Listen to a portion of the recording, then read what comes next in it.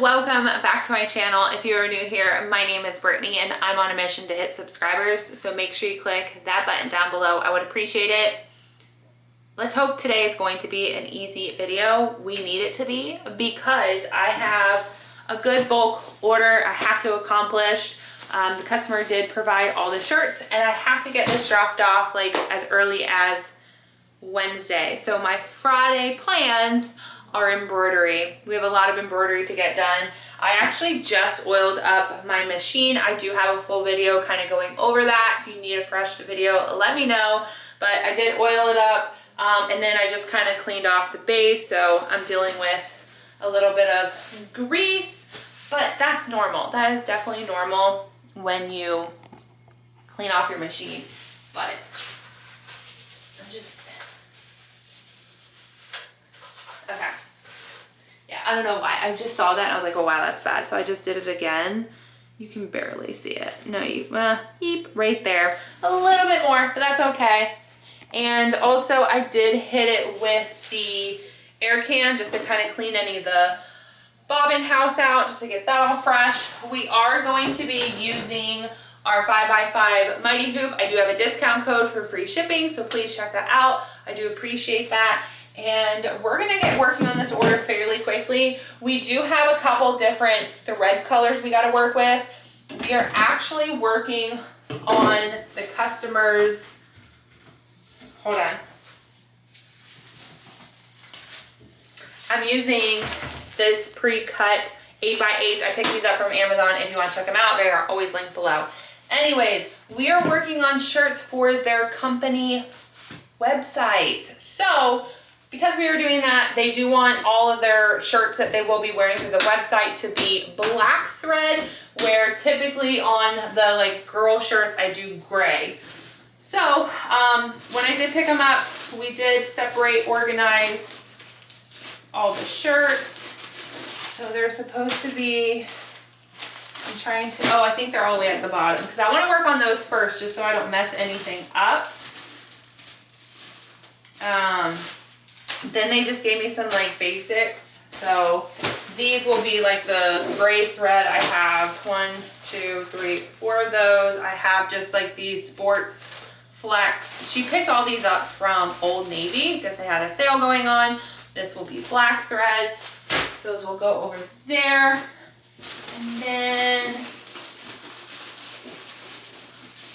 to be honest, I guess really the only thing different is these dress shirts. These are the dress shirts that will have the black thread on it. So we have 3 of those. And then obviously the grays were always black thread. So that will be perfectly fine. I just wanted to make sure I got these done first, just so there was no mistakes. And of course this has a pocket. It's okay. We just embroider above the pocket. I'm just buttoning it. It is quite wrinkly, but it'll be fine. So as you guys will see, we're just gonna embroider above her. And since these are all light color shirts, we are gonna use our white stabilizer rather than our black, which I don't know if you've been catching on a few items. I have been using my black because I have them. I'm going to use them, but ideally I always do white. So I'm just gonna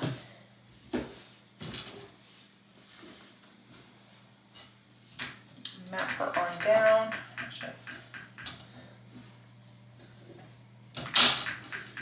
I'm trying to, you know what it is? You know what I'm gonna do? I'm on 7. I'm gonna bump this up to 3 since this is a smaller shirt. Now I'm gonna be able to hoop it in a better location. Perfecto. Now I'm just trying to align everything, trying to get the wrinkles moved out, you know, the whole 9. I don't even know if you can see what I'm doing. Kinda, not really. All right. So, as you see, you're gonna embroider right there. It almost looks white, doesn't it? nothing too fancy here. I want to make sure that my black thread is connected to my needle, which it is. I'm just going to go ahead and frame her on out. That's a good little distance above the pocket. I'm just going to shift her over. Let's frame her out again. I think I'm going to make her go over a little bit more. Perfecto.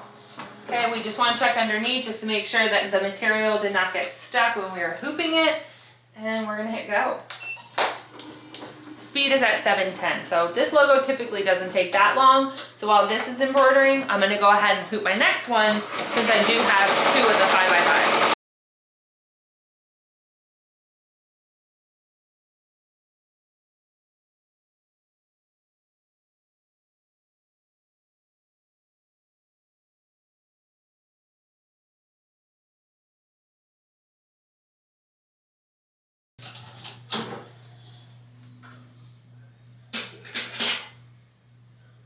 If someone can explain to me why I feel like my bobbin, you can't even see it, my bobbin string hasn't been like cutting off when it is finished. It's very interesting.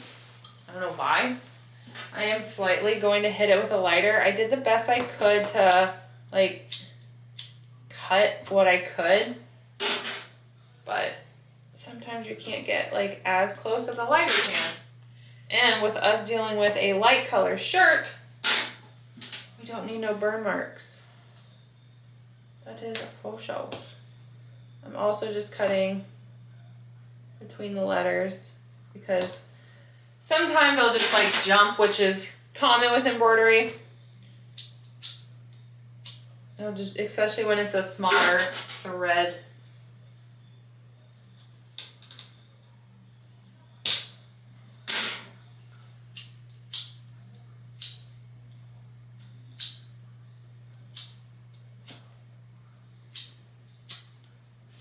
Okay, here we go. This is what it looks like. It looks good, looks good. And as you seen a second ago, I went ahead and embroidered the next one. So we can put that on. Now, commonly you technically don't have to frame it out, but I am gonna frame it out just because I gotta sneeze. Ooh, goodness. Whew. All right. I do want to make sure it sat low enough, but they say technically you don't have to frame it out again. But I like the positioning. Problem is I have it buttoned all the way to the top. No one wears their shirt like that, so it's like you do want to set the logo, the left chest logo, a little lower just because if the person does open up their collar, you don't want the collar like hitting. So I do typically try to set it a little lower. I typically try to go to almost the first button, or not the first, but the second button, just to kind of give you a reference point. I also dropped the speed down to 700, which is only by like 10. So I had it at 710, I dropped it down to 700. Oh, and I also organized all my shirts to do all my black thread first, and then I left all my gray thread on another table, so I don't mix that up either.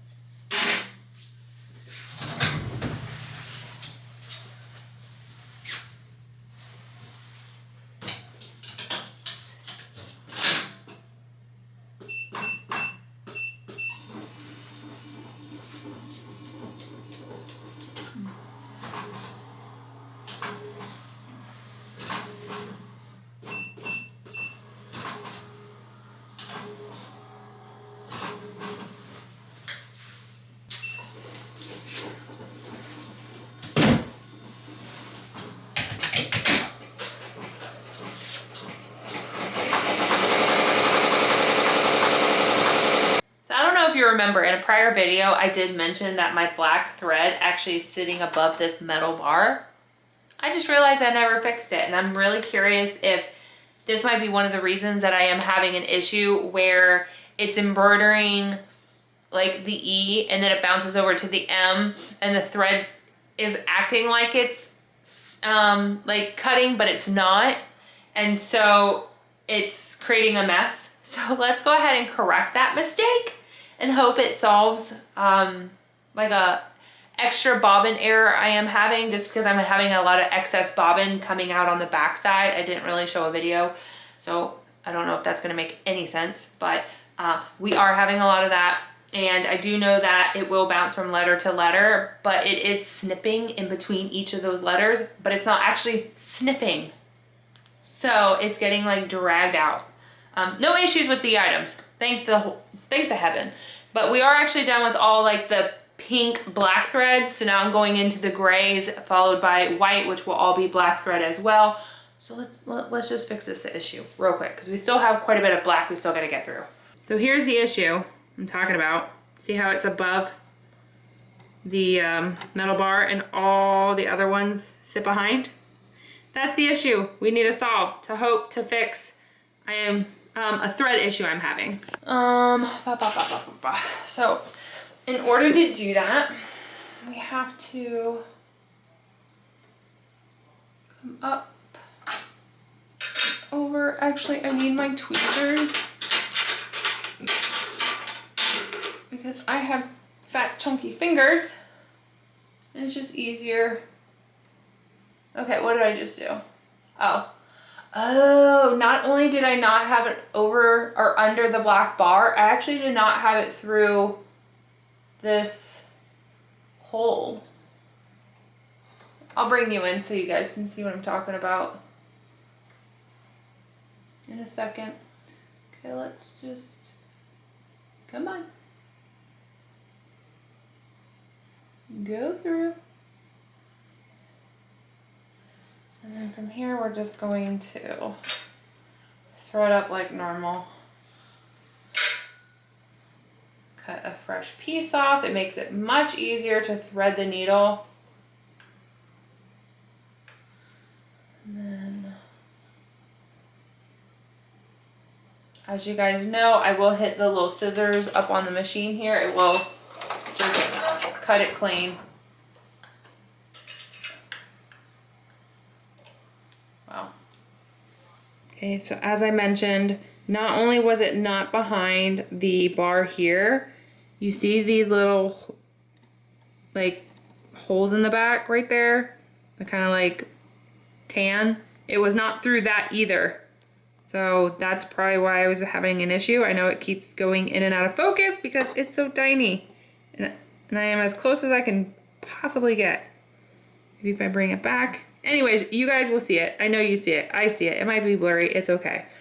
And then we brought it down and connected it to our needle. While I was thinking about it, I forgot to hoop my next shirt, but that's okay. I do also want to make mention that when we are going bigger shirts, as you guys will see on like, hold on these boards, you see like all these numbers, right? When you go bigger shirts, you do need to move them over more. Like typically I'm on either the 3 or the 7. You need to move it over to like the 8 for extra larges and bigger. And here's why. Here's me not moving it. So as you can see, it sits very close to like the button. Right? And that's actually a 2XL. This is an XL. And look how like further over we are from the button. And so it's going to do more of like the center from shoulder to button. And it looks a lot better. There's also like a slight line you guys can see from the actual shirt itself. So you do want to make sure you are doing that. Problem is sometimes I just get in the zone and I don't, clearly, but that's if, of course, you have this board. This is an investment piece. I talk about this all the time, but it is an investment piece worth every penny, especially if you're doing a lot of left chest, which on my channel you can see I do a lot of.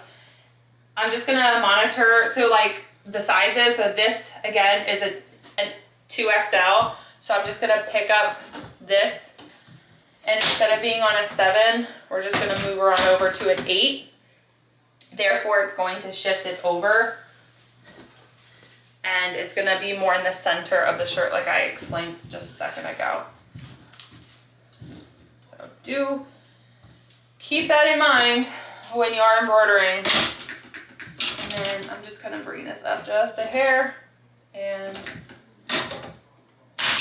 but you see how quick that was? Like, that is so quick. Actually, this is a very stretchy shirt, so typically with my stretchier shirts, I actually will double up on the backing. I've actually learned this from a local crafter, not a crafter, a local embroidery shop in my hometown, because I was having some issues, and that's how he said he conquers, like on the stretchier side, is he just doubles the backing up. So I found that very helpful. And then watch, see, I pulled that off, I added my double backing, and we're back to square one. Boom, done. Worth every penny, I promise you. Alright, so I did go ahead, I finished the order. The only thing that I was having an issue with was when it was going from letter to the next letter, it is supposed to cut the thread. For some reason, it is not doing that. I did call Ricoma.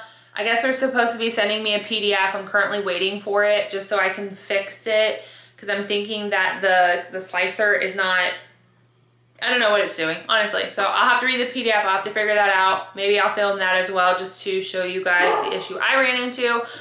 Otherwise, everything came out fine, no issues, nothing got destroyed. Nobody's here, but apparently my dog needs a bark, so I'm sorry about that. If you could, please remember to like, share, and subscribe, and we'll see you in the next crafting project. Bye, everyone.